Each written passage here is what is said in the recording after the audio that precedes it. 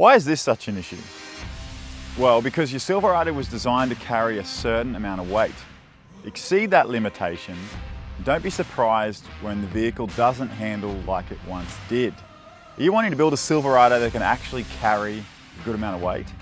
Well, it's worth taking the time to consider your payload.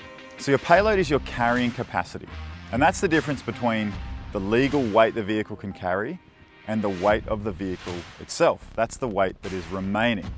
So your GVM is your gross vehicle mass. That's the legal weight that this vehicle can carry on the road. And your tare weight is the actual vehicle weight plus 10 litres of fuel. And your payload is whatever's remaining.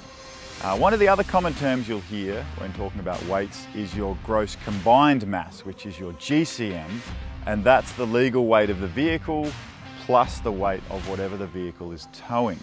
So your GVM for the Silverado, well, it's got a factory GVM of 3,300 kilograms, has a tare weight of 2,544 kilograms, so you're left with a payload of 756 kilograms. So what does 756 kilograms of payload really get you? Well, there are 4 categories of what you can add to your four-wheel drive: passengers, cargo, modifications, and towing weight.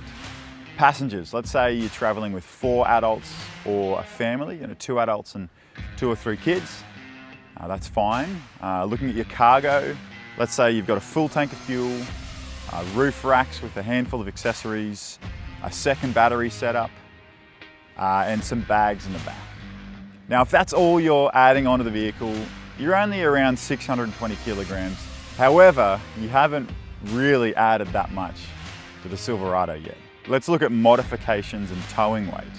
Modifications, let's say you've got a front bull bar, or maybe you're adding in some side steps, or heaven forbid you want to put on a canopy, right? Modifications are going to significantly add weight onto the vehicle. And then finally, your towing weight. Heaven forbid you're trying to do both of those things.